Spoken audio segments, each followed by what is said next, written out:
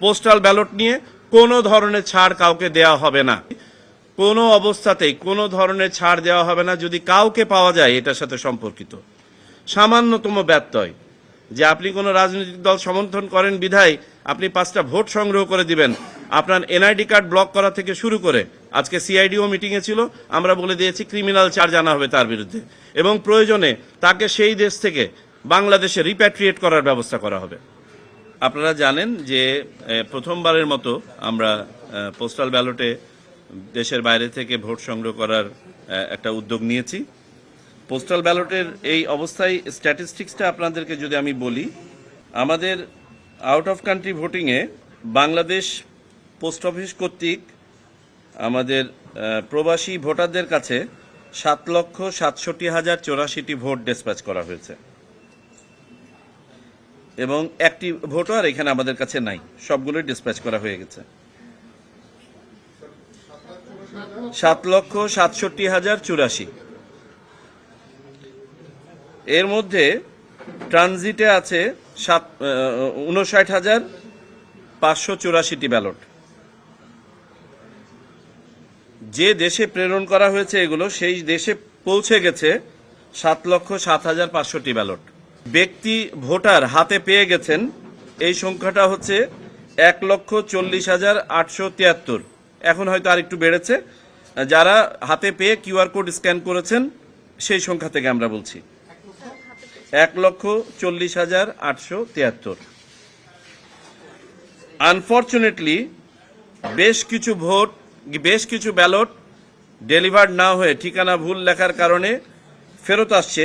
ইতিমধ্যে ফেরত এসেছে 4,521টা ব্যালট আনডেলিভার্ড। এগুলো আর কিছু করার নাই। মূলত এগুলো ফেরত আসছে মালয়েশিয়া থেকে, বেশিরভাগ এসছে মালয়েশিয়া থেকে। 4,521টি ব্যালট ফেরত এসেছে আনডেলিভার্ড। আর সেকেন্ড হাইয়েস্ট আসছে ইটালি থেকে। আমরা মিশনগুলোকেও বলেছি যাতে এই ইয়েটা আরেকটু কমানো যায় কিনা উদ্যোগ নেওয়া। মালয়েশিয়ার বাস্তবতাটা কি ওটা পরে বলছি আমি। তো এই হচ্ছে আমাদের স্ট্যাটিস্টিক্স। দেশের ভিতরে ভোটের জন্য এখনো পর্যন্ত আমাদের কোনো ডিসপ্যাচ হয় নাই। এই ডিসপ্যাচটা হবে আপনার 21 তারিখের পরে, প্রতীক বরাদ্দ হওয়ার পরে, চূড়ান্ত ভোটার তালিকা প্রকাশ হওয়ার পরে। আচ্ছা, আর একটা বিষয় আপনাদের বোঝার জন্য বলি, আমাদের বিশেষ করে লেবার ইন্টেন্সিভ যে ডেস্টিনেশনগুলো আছে মিডল ইস্টে মূলত এবং মালয়েশিয়ায়, সেখানে আমাদের অনেক কয়েকজন ভোটার একই ঠিকানায় থাকেন। আমাদের বাংলাদেশি ভাইয়েরা খুব অল্প পরিসরে থাকেন এবং তাদের ইন্ডিভিজুয়াল কোনো অ্যাড্রেস নাই, যে কারণে আমাদের 2 জন ভোটার একটা অ্যাড্রেস ব্যবহার করেছেন। এই সংখ্যাটা হচ্ছে 1,71,680 জন। 5 জন পর্যন্ত ভোটার একটা অ্যাড্রেস ব্যবহার করেছেন 95,816 জন।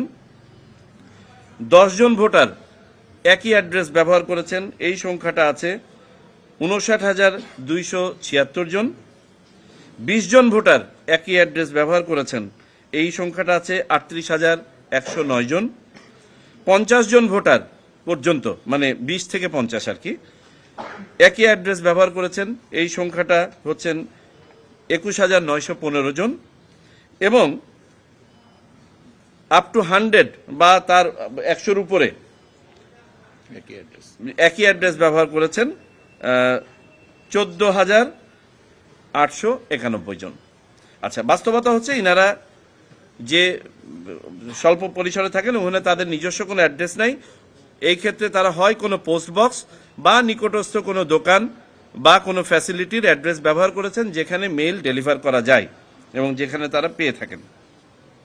এখন আমাদের সামনে কতগুলো সোশ্যাল মিডিয়ার মাধ্যমে ভিডিও ক্লিপ সামনে এসছে, যেগুলো নির্বাচন কমিশন অত্যন্ত সিরিয়াসলি দেখেছে। আপনারা হয়তো দেখেছেন কোনো রাজনৈতিক দলও ইতিমধ্যে এটার ব্যাপারে কিছু প্রতিক্রিয়া দিয়েছেন। আমরা এই ব্যাপারটা স্বরূপ জানার জন্য সকল এমবাসির সাথে আজকে কথা বলেছি। এরকম আমরা 3টা জায়গার ভিডিও ক্লিপের এভিডেন্স পেয়েছি, কিন্তু এই এভিডেন্সে কোথাও কোনো ব্যত্যয় হয়েছে মর্মে এখন পর্যন্ত কোনো প্রমাণ পাওয়া যায় নাই। তো ডেস্টিনেশনগুলো একটা ছিল বাহরাইনে গত 11 তারিখে এরকম একটা ভিডিও, যেখানে এই যে গ্রুপ ডিস্ট্রিবিউশনের ক্ষেত্রে এটা পাওয়া গিয়েছিল। এখানে যেটা হয়েছিল, পোস্টম্যান ওই এলাকায় বসবাসরত সকল বাংলাদেশির যে সীমিত পরিসরে, এই সংখ্যাটা হতে পারে 160, হতে পারে 233, কারণ দুই অ্যাকাউন্ট থেকে দুটো নাম্বার পাওয়া গেছে। আমি কিছুক্ষণ আগে আমাদের মাননীয় রাষ্ট্রদূত মহোদয়ের সাথে কথা বলেছি, ওনারা এই নিয়ে একটা রিপোর্টও চেয়েছেন। ওনারা বাহরাইন পোস্টকে একটা নোট ভার্বালও দিয়েছেন। সেই নোট ভার্বালে ওনারা উত্তর চেয়েছেন যে এটা কেন হলো। তবে পরবর্তীতে তার ম্যাক্সিমাম ব্যালটই আবার এমবাসিতে ফেরত এনে বাহরাইন পোস্টকে দিয়ে দেওয়া হয়েছে এবং বলা হয়েছে ইন্ডিভিজুয়াল ভোটারের কাছে পৌঁছাতে। আচ্ছা, এখন বাহরাইন পোস্ট যেটা করবে, তাদের একটা পদ্ধতি আছে, সেটাকে তারা বলে সিপিআর, যেটা আমাদের ন্যাশনাল আইডি কার্ড ইকুইভ্যালেন্ট। সেই সিপিআর না দেখানো পর্যন্ত কারো কাছে কোনো ব্যালট দিবে না। তাতে প্রয়োজনে সেই ব্যালট যদি বাংলাদেশে আনডেলিভার্ড ফেরত আসে, কিছু করার নাই, কারণ আমরা ইলেকট্রাল ইন্টিগ্রিটিটাকে নষ্ট হতে দিতে পারি না। সৌদি আরবে আমরা কথা বলেছি, সৌদি আরবে এই ধরনের কোনো ঘটনা ঘটে নাই এখন পর্যন্ত। আমরা যে সোশ্যাল মিডিয়ায় যে ক্লিপগুলো দেখতে পাচ্ছি, দুই একটা অসমর্থিতভাবে সৌদি আরব বলা হচ্ছে, এখনো পর্যন্ত এগুলো ভেরিফাই করা যায় নাই। আমাদের মিস ইনফরমেশন সেলও এগুলো নিয়ে কাজ করছে, প্রকৃতপক্ষে সম্ভবত এগুলো ফেক। আচ্ছা, সৌদি আরবে বিতরণের পদ্ধতিটা আপনাদেরকে বলি। হয় তার ইকামা, আর তা না হলে তার 5 ডিজিট কোড ছাড়া কোনো ব্যক্তিকে এই মেইল হস্তান্তর করা হবে না। ওমানের সাথে কথা বলেছি, ওমানে একটা ভিডিও এসছে এবং এই ভিডিওটা সঠিক। ওমানে আপনার মূলত আপনার বাল্ক হিসাবে ডিস্ট্রিবিউশন হচ্ছিল, যে ওই যেটা বললাম, এক জায়গায় অনেকজন থাকেন, তারা মূলত পোস্ট বক্স ব্যবহার করেছেন। সো পোস্ট বক্স দিচ্ছিলেন। এই ঘটনার পরে সবখানে হয়তো ভোট, যেটা ওই যে বাল্ক ইয়েতে দেওয়ার পরে যখন ভিডিওটা আসলো, আমাদের ওমান এমবাসি আবার কথা বলেছে ওমান পোস্টের সাথে। তাদেরকে বলে দেওয়া হয়েছে যে আইডি কার্ড বা পাসপোর্ট দেখানো ছাড়া না দিতে। এখানেও আমরা ধারণা করছি হয়তো কাউকে খুঁজে নাও পাওয়া যেতে পারে। এবং বর্তমানে ওমানে ইভেন হাজব্যান্ড ওয়াইফের কাছেও আর হস্তান্তর করা হচ্ছে না কোন অবস্থাতে, একই ইয়েতে। আচ্ছা, এই গেল ওমান। কুয়েতের ব্যাপারে বলি। কুয়েতে একটা ভিডিও পাওয়া গেছে, নিশ্চিত করা হচ্ছে যে এখানে কোনো ধরনের ব্যত্যয় হয়েছে কিনা। এখন পর্যন্ত কোনো ব্যত্যয়ের কোনো বিবরণ পাওয়া যায় না। তো কুয়েতে যেটা ইন্টারেস্টিং, আমরা একটা জিনিস জানতে পারলাম যে কুয়েত পোস্টে আমাদের প্রচুর বাংলাদেশি চাকরি করে। অফিসার পর্যায়ে ম্যানেজাররা হয়তো বা কুয়েতি বা অন্য, আর নিচের লেভেলে এই পোস্টম্যান বা ডাক হ্যান্ডলিং এর সাথে ম্যাক্সিমামই বাংলাদেশি। ওনারা এই সর্টিং এর সময় ভিডিও করে বিভিন্নখানে হয়তো বা দিয়েছেন উৎসাহবশত। এই ভিডিওগুলোকেও কেউ হয়তো এটা ওই এলাকার, এটা ওই এলাকার, এইভাবে ছড়ানোর চেষ্টা করছেন সোশ্যাল মিডিয়াতে। আবুধাবিতে এখন পর্যন্ত কোনো ধরনের সমস্যা হয় নাই, দুবাইতে কোনো সমস্যা হয় নাই, কাতারে কোনো সমস্যা হয় নাই, মালয়েশিয়ায় কোনো সমস্যা হয় নাই, অন্য পৃথিবীর কোনো ডেস্টিনেশনে আর কোনো সমস্যা হয় নাই। আর যেগুলো আমরা বললাম, এগুলো সমস্যার চেয়ে আমরা বলবো যে বাস্তবতা বললাম সেই ইয়েতে হয়েছে।